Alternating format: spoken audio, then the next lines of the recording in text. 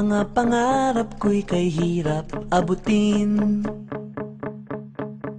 Dahil sa inyo, napunta ako sa aking nais marating. Nais ko kayong pasalamatan kahit man lamang sa isang awitin.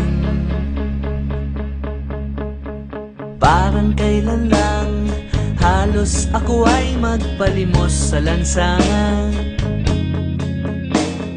Dahil sa inyo, ang aking tiyan at ang bulsa'y nagkalaman. Kaya't itong awiting aking inaawit, nais kong kayo ang handugan.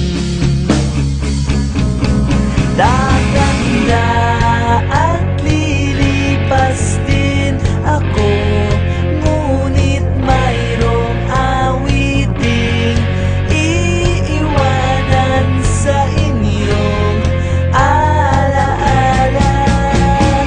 Dahil minsan tayo'y nagkasama.